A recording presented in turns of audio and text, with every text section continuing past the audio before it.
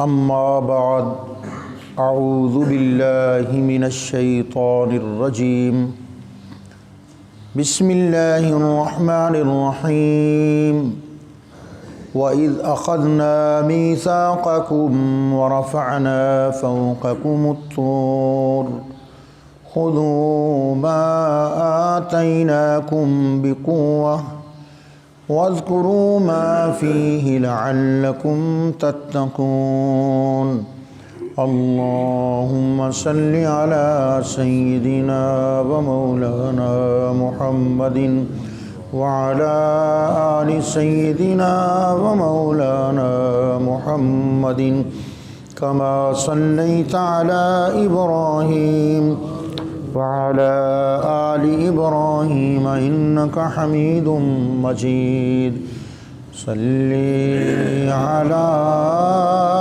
نبينا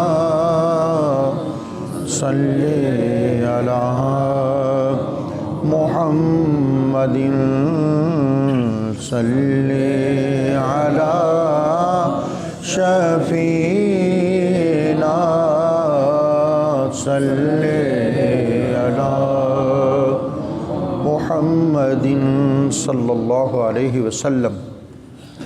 اسلامی جمہوریہ پاکستان، صوبہ پنجاب، ضلع ساہیوال، جامع مسجد مڈالی شریف سے درس قرآن نماز فجر کے بعد نشر کیا جا رہا ہے۔ قرآن کریم فرقان حمید سورہ البقرہ شریف آیت نمبر 63 کا درس قرآن۔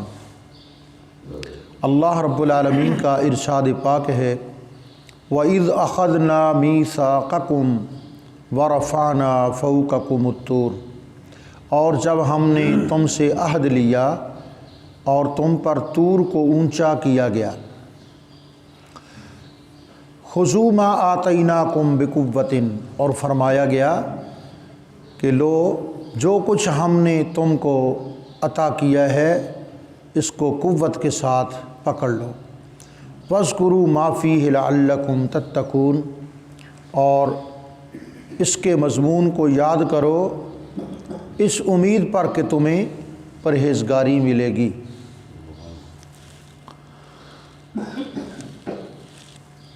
واقعہ یوں ہے کہ جب قوم کے سردار لوگ کوہ طور پر گئے ملاقات کے لیے، وہاں بضد ہوئے کہ ہم تو خدا کو دیکھیں گے پھر مانیں گے، تو اللہ تعالیٰ کی ناراضگی ہوئی اور ایک چنگھاڑ آئی جس نے ان کو پکڑا اور وہ سارے کے سارے مر گئے۔ موسیٰ علیہ السلام نے پھر ان کے لیے دعا فرمائی تو ثم بعثناکم من بعد موتکم، یہ اسی رکوع میں پچھلے رکوع میں گزر چکا ہے کہ ہم نے پھر موسیٰ علیہ السلام کی دعا پر تمہیں زندہ کر دیا تمہاری موت کے بعد، وہ مرنے کے بعد اسی دنیا میں دوبارہ زندہ ہو گئے۔ پھر وہ اپنی قوم میں چلے گئے۔ جب حضرت سیدنا موسیٰ علیہ السلام کوہ طور سے تورات شریف لائے تو تورات کے احکام کی تنفیذ میں پھر وہ بضد ہو گئے۔ پھر وہ کہنے لگے جی یہ تو بڑے مشکل احکام ہیں، یعنی انہوں نے تورات کے احکام کو تسلیم کرنے سے انکار کر دیا۔ یعنی ایک عذاب سے جان چھوٹتی ہے تو دوسرے عذاب میں گرفتار ہو جاتے ہیں۔ اللہ تعالیٰ کرم فرما کر یا موسیٰ علیہ السلام کی دعا پر کرم فرما کر ان کو معافی دیتا ہے، خلاصی رہائی ہوتی ہے، تو پھر وہ کوئی کسی دوسرے مسئلے میں وہ پھنس جاتے ہیں۔ اگر ادھر سے رہائی ملتی ہے تو پھر تیسری دفعہ پھر ضد کرنا شروع کر دیتے تھے۔ تو اب اللہ رب العالمین نے کیا کیا؟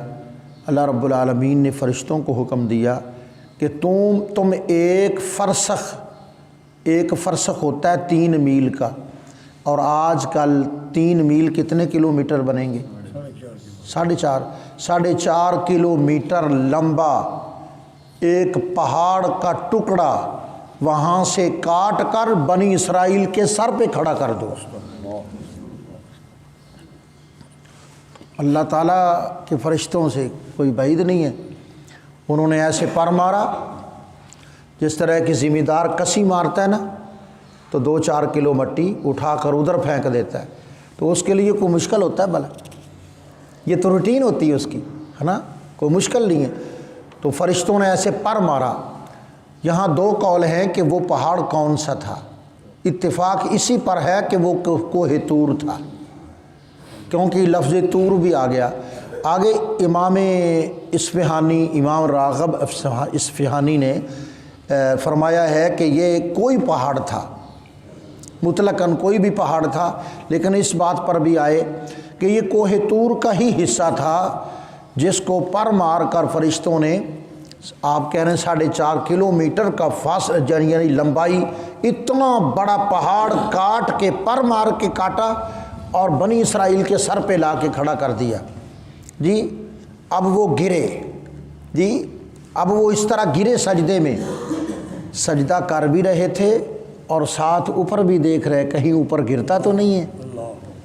یعنی کیسی قوم تھی کہ تم سجدہ کرو، تمہیں حکم ہوا ہے کہ سجدن وادخلوا الباب سجدن، لیکن وہ سجدہ بھی تو کر رہے تھے اور ایسے ایسے اوپر دیکھ بھی رہے تھے کہ کہیں اوپر گرتا تو نہیں ہے۔ اللہ اکبر۔ تو یاد کرو وہ وقت کہ جب ہم نے تم سے وعدہ لیا تھا، کس بات کا وعدہ؟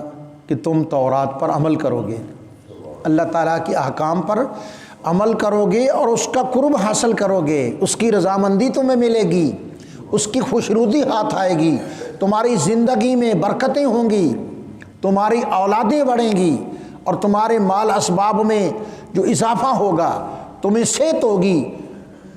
آتنا فی الدنیا حسنۃ وفی الآخرۃ حسنہ، اس دنیا میں بھی اچھے رہ جاؤ گے اور آخرت میں بھی تمہارا بھلا ہوگا۔ لیکن یہ قوم ہی بڑی عجیب تھی، اس لیے ہم نے کیا کیا، ان کو منوانے کے لیے ورفعنا فوقکم الطور، طور کا ایک ٹکڑا، یا لفظ طور جو ہے نا، کوہ طور، طور کا لفظی معنی سریانی زبان میں پہاڑ ہے، طور کا معنی ہی پہاڑ ہے، تو ہم نے اس پہاڑ کو تمہارے اوپر کھڑا کر دیا، بلند کر دیا، اور ارشاد فرمایا لو خذوا ما آتیناکم بقوۃ، ہم نے جو تمہیں دیا، ہم نے جو تمہیں عطا کیا، یعنی احکام تورات، ان کو بقوۃ، خذوا بقوۃ، ان کو پوری طاقت سے پکڑ لو، اخذ کرو، یعنی ان اللہ کی کتابوں سے مخلوق نے کچھ اخذ کرنا ہے، کچھ فائدہ حاصل کرنا ہے۔ آپ کو یاد ہو میں نے آپ کی اس جامع مسجد میں حاضر ہو کر غالباً 2ری یا 3ری تقریر یہ کی تھی کہ قرآن مجید کے 7 حقوق ہیں۔ اب میں اس کو دوبارہ عرض کرتا ہوں۔ یہاں بنی اسرائیل کو کیا حکم ہوا؟ خذوا ما آتیناکم بقوۃ، جو ہم نے تمہیں کتاب دی ہے اس کو قوت سے پکڑ لو، یعنی اخذ کرو، اس پر عمل کرو۔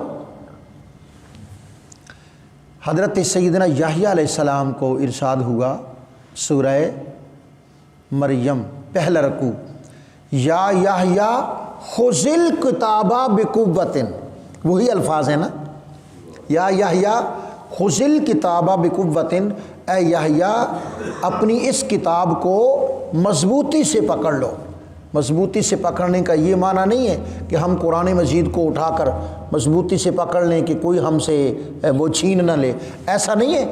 اس کو پکڑنے کا معنی، سینے سے لگانے کا معنی یہ ہے کہ اس کے احکام کو دل و جان سے تسلیم کر لو اور ان احکام الہی پر تعمیل ہو جائے، تنفیذ ہو جائے، نافذ کرو۔ یا ایھا الذین آمنوا ادخلوا فی السلم کافۃ، اے ایمان والو دین اسلام میں پورے پورے داخل ہو جاؤ۔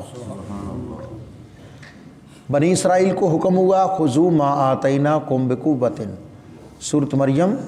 حضرت یحییٰ علیہ السلام کو حکم ہوا یا یحییٰ خذ الکتاب بقوۃ، اور ہم مسلمانوں کے کیا حکم ہوا سورہ الحشر میں، ما آتاکم الرسول فخذوہ، الفاظ وہی ہیں، ما آتاکم الرسول فخذوہ وما نہاکم عنہ فانتہوا، رسول کریم جو تمہیں عطا کر دیں خضو ہو وہ اخذ کر لو، وہ لے لو، وہ پکڑ لو، وہ اس پر عمل کرو۔ اللہ اکبر۔ تو اصل میں قرآن مجید تشریف لایا کس کے لیے؟ عمل کے لیے۔ ہاں ترتیب ہے، ترتیب ہے۔ پہلی بات کہ قرآن پاک پر ایمان لایا جائے، ایمان بالقرآن۔ جب ایمان ہے تو پھر اس کی تلاوت کی جائے، تلاوت بالقرآن۔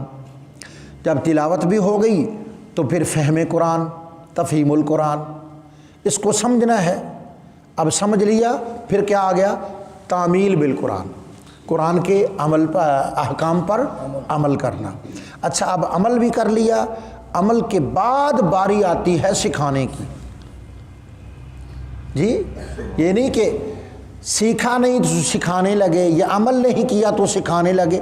پہلے سیکھنا، پھر خود عمل کرنا، پھر آگے عمل، اگر اس کی تبلیغ کرنا، پھر سکھانا۔ اس کے بعد کیا آتا ہے؟ سکھانے کے بعد آتا ہے وسیع پیمانے میں اس کی تبلیغ کرنا۔ ٹھیک ہے، وسیع پیمانے پر اس کی تبلیغ کرنا۔ اور چھٹے نمبر پر آتا ہے اس کو نافذ کرنا۔ قرآن مجید کو مسجد تک محدود نہ رکھو، اس کو ایوان صدر کی کرسی پر بٹھا دو۔ یہ حاکم کتاب ہے، یہ محکوم کتاب نہیں ہے، اور اس کتاب پر عمل کر کے کیسر و کسریٰ کو گرا دیا گیا اور اسلامی سلطنت قائم کر دی گئی۔ یہ حاکم کتاب ہے، یہ محکوم کتاب نہیں ہے۔ اچھا یہ کیا نمبر ہو گیا؟ 6 نمبر ہو گیا کہ اس کو حاکم بنا دو۔ لیکن ابھی کچھ اور بھی باقی ہے۔ وہ کیا ہے؟ ابھی کچھ اور باقی ہے۔ وہ کیا ہے کہ قرآن مجید کے احکام کی تعمیل اور تنفیذ کے راہ میں جو روڑے ہیں ان کو دور کرو۔ قرآن مجید کے جو احکام پر عمل پیرا ہونے میں، اس کو بطور حاکم نافذ کرنے میں جو ابھی ہے نا پگڈنڈیاں، ان کو کاٹو، اور جو روڑے ہیں، روڑے اٹکانے والے، ان کو دور کرو۔ ٹھیک ہے، پھر قرآن مجید دیکھنا کہ قرآن مجید کتنا ہی بابرکت کتاب ہے۔ یہ ہر بندے کے حق کی حفاظت کرتی ہے، ہر بندے کے حق کی حفاظت کرتی ہے۔ وہ بندہ بڑا ہو یا چھوٹا ہو، ادنا ہو یا اعلیٰ ہو، عربی ہو یا اجمی ہو، امیر ہو یا غریب ہو، مومن ہو یا کافر ہو، تمام کفار اور غیر مسلموں کے حقوق کا اگر کوئی تحفظ کرتا ہے تو وہ اسلام ہے۔ جو ہے ہی غیر مسلم، جو ہے ہی غیر، اس نے کیا انسانیت کا بھرم رکھنا ہے۔ یہاں مدینہ منورہ میں ایک واقعہ ہو گیا۔ ایک ذمی تھا۔ ذمی کون ہوتے ہیں؟ جو اسلامی نافذ، اسلام کی طرف سے نافذ ٹیکس ادا کرتے ہیں۔ اسلام